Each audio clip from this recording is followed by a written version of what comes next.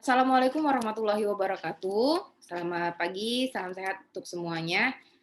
Baik, di sini, pada kesempatan hari ini pula saya akan menjelaskan, mata kuliah pemulihan pohon tentang, quantitative aspect of the tree improvement, di mana, aspek kuantitatif dalam perbaikan pohon. Ini mata kuliah pemulihan pohon.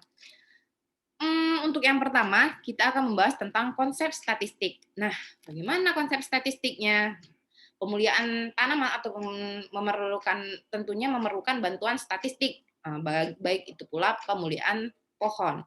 Nah, untuk apa? Untuk menduga ragam dalam populasi awal ataupun populasi setelah seleksi, serta digunakan untuk menghitung kemajuan genetik. Nah, bagaimana statistika melengkapi kita dengan apa? Nah, dengan alat, dengan aplikasi, agar kita dapat menggunakan prosedur resmi dan baku dalam menarik kesimpulan terbaik atas suatu himpunan data.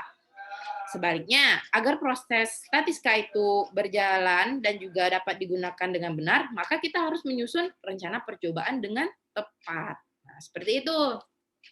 Sehingga dalam konsep statistik tentunya perhitungan kuantitatif dalam perbaikan pohon juga sangat diperlukan. Sebagaimana kita menyusun rencana, menarik kesimpulan dari data-data yang telah kita dapatkan. Misalnya data keragaman, data varians, dan lain sebagainya. Apa yang bisa kita lakukan? Nah, dari itu semua, ada parameter populasi lain yang berguna, yakni adalah simpangan baku yang merupakan akar kuadrat dari varians. Secara komputasi, kita dapat menghitung standar deviasinya yang dapat digunakan, yakni sebagai berikut. Berupa X1 dikurangkan S dikuadratkan dibagi N kurang 1. Nah, bagaimana jika lebih dari satu variansnya atau lebih pokoknya dari dua ya, jadi kita bisa mengakarkannya. Jadi parameter populasi lain yang berguna dari simpangan baku ini untuk menghitung standar deviasinya dapat diungkapkan sebagai berikut, seperti yang sudah tertera. Selanjutnya, kita masuk ke nilai genetik. Nah, bagaimana nilai genetik? Nah, jadi dari tahapan seleksi perbaikan pohon yang diterapkan, yakni bertujuan untuk memilih genotip yang terbaik untuk indukannya, sehingga produksi bibit tanaman yang lebih baik dan sebagai dasar kegiatan pemulihan di masa yang akan datang.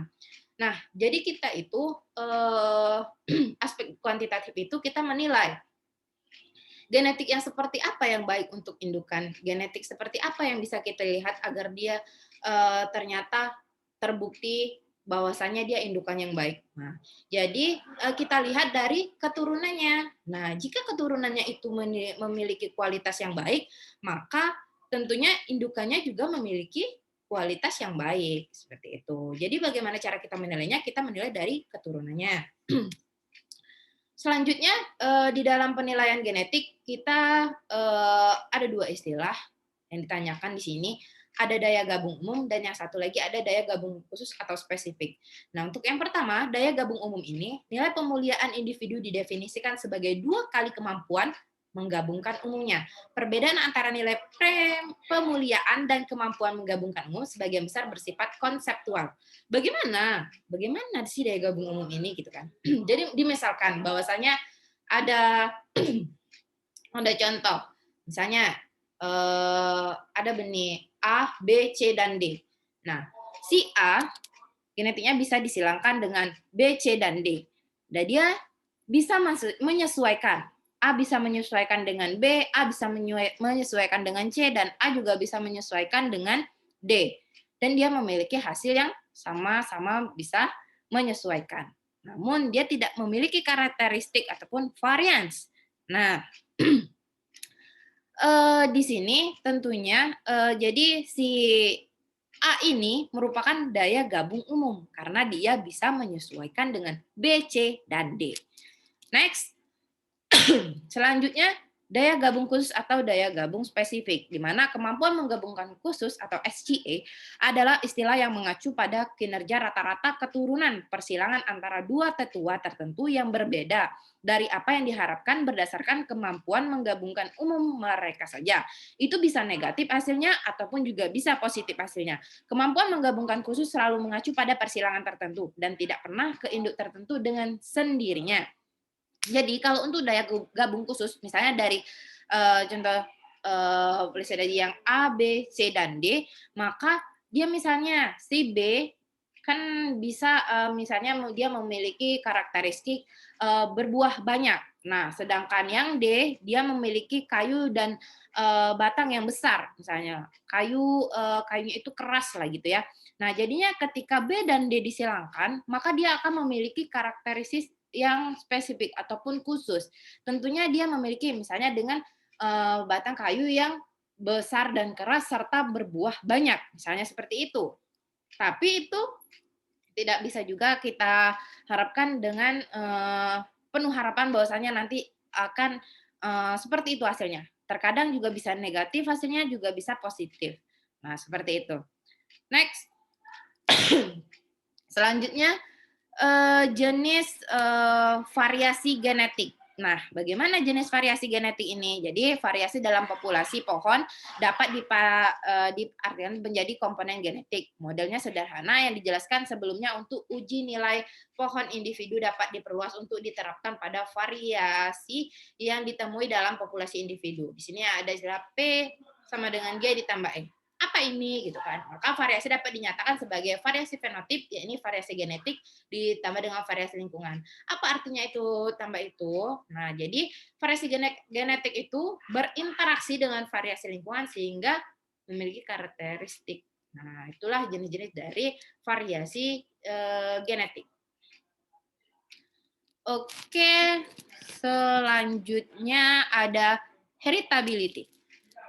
Apa itu heritability? Ya, ini merupakan heritabilitas. Nah, jadi di sini konsep dari heritabilitas itu sendiri yang ini merupakan salah satu yang penting dalam banyak yang digunakan dalam genetik kuantitatif itu sendiri. Nah, nilai heritabilitas itu menyatakan proporsi variasi dalam populasi yang disebabkan oleh perbedaan genetik antar individu. Oleh karena itu, rasio yang menunjukkan sejauh mana orang tua mewariskan karakteristik tersebut kepada keturunannya. Heritabilitas merupakan kunci penting dalam memperkirakan keuntungan yang diperoleh dari program seleksi. Nah, jadi konsep dari heritabilitas ini tentunya kita bisa menduga bagaimana hasil yang akan kita dapatkan ketika kita menyilangkan beberapa individu misalnya kan yang memiliki genetik yang berbeda ataupun memiliki karakteristik yang berbeda. Tentunya kita ingin mendapatkan variansi yang baru, variansi yang baik dan memuaskan seperti yang kita harapkan tentunya untuk kelestarian dan juga salah satu kegiatan dari pemulihan pohon. Oke? Namun, nah di sini poin dasar dari kunci tentang heritabilitas merupakan rasio antara variasi genetik dan fenotip. Dengan demikian bukan nilai tetap untuk karakteristik tertentu dari spesies. Nah, berarti kalau misalnya begini kan jadi belum tentu nih, jadi heritabilitas itu nantinya sesuai dengan yang kita harapkan. Tapi heritabilitas ini bisa menjadi praduga apa yang akan kita inginkan. Nah, tapi dia tidak bisa ditafsirkan sebagai absolut atau invarian. Nah, tapi kita bisa mempraduganya.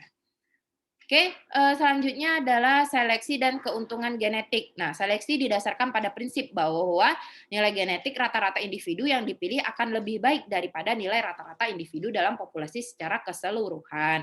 Nah, untuk sifat metrik dan atau kuantitatifnya, keuntungan dari seleksi biasanya diukur sebagai perubahan rata-rata populasi.